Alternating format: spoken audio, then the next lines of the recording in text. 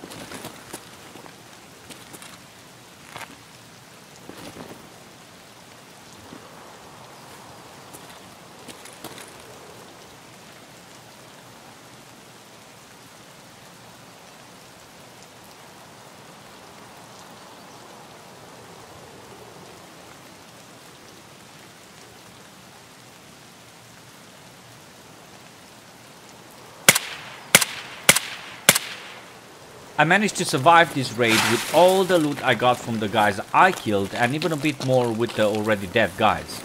I was lucky that raid. Somehow I forgot to record and show you what they had, but just normal stuff, they weren't that gear.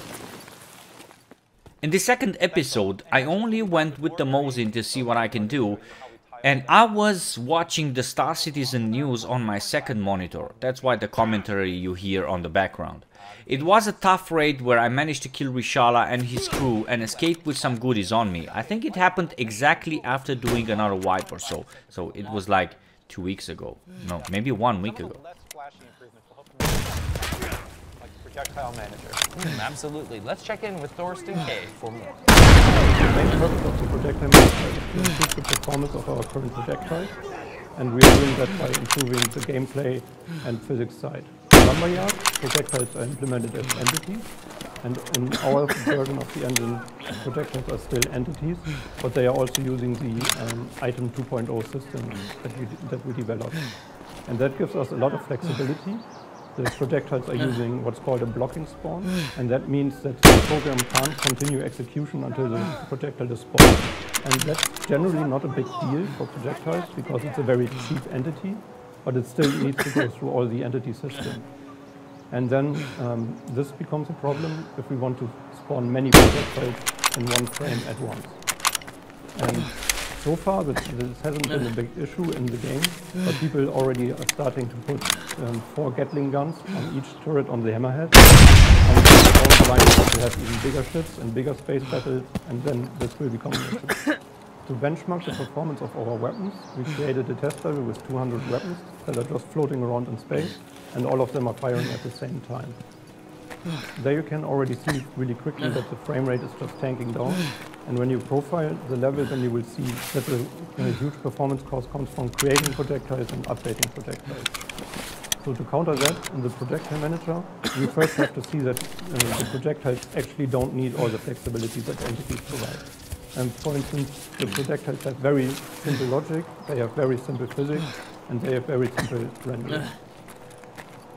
So to optimize the creation of the projectile, what the projectile manager is doing, it first detects that it's kind of one of these basic projectiles, and then instead of spawning an entity, it will just spawn a small data structure and manage the projectile itself. And then when a new projectile comes in, it will just put another small data structure right next to it. And because it has just to fill one small data structure, it becomes very fast as opposed to spawning a whole new entity. And then for the updating the logic, like computers just love small data structures that are right next to each other, and then when it iterates over it, it becomes very fast. And for the rendering, our projectiles are actually just a box with a special material on it, so it's very cheap to render them. So for most of them, you just basically render this box with the modern material. And what we are doing with the projectile manager is we bypass a lot of the render logic, which figures out if a projectile is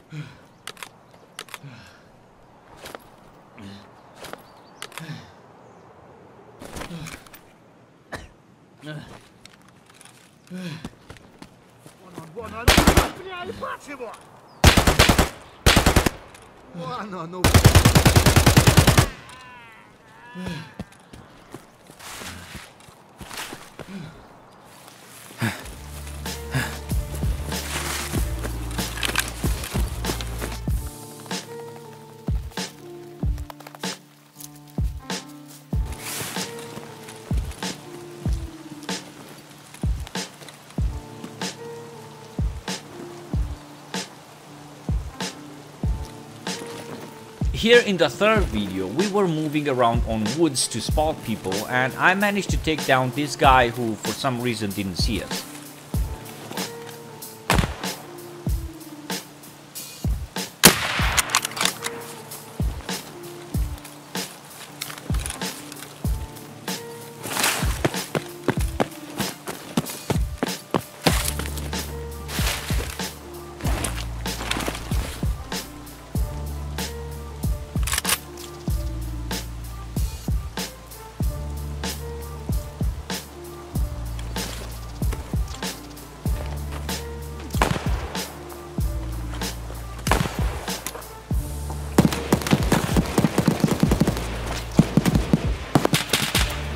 So I went to loot him, and in the meantime Twinkie, my teammate, died, and while rushing back I did a terrible mistake. I killed my last teammate. So basically I chopped the branch under my feet, the only chance we had to destroy that squad we were facing.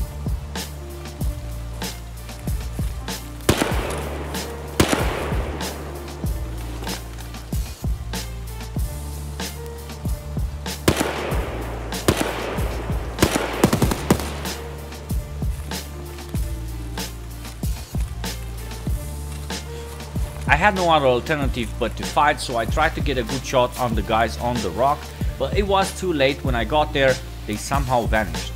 Still, I did manage to do some damage. Just have a look.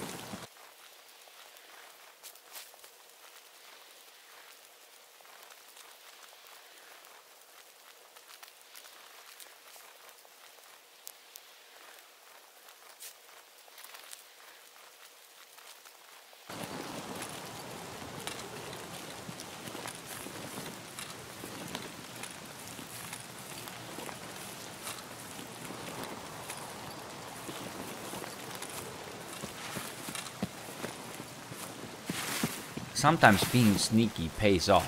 The enemies were so close to me, probably only 5 meters away or so, and they haven't seen me or they haven't sensed me.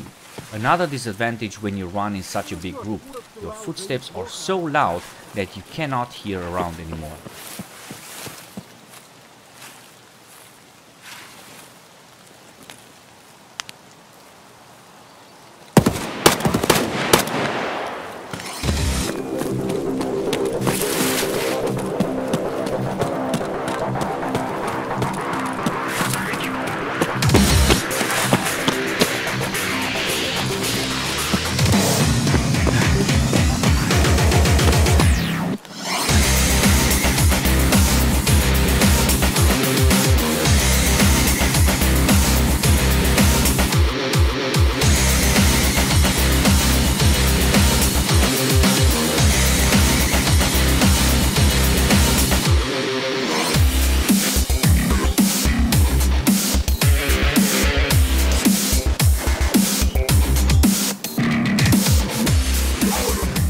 I took one down here and had to back up and use my scope, take some distance, but I couldn't eliminate more of them.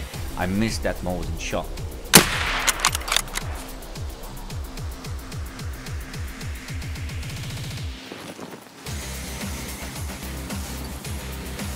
By the time I advanced to a different position, they were gone, and while killing some scavs, I heard one of them shooting far away from me, somewhere close to the extraction area.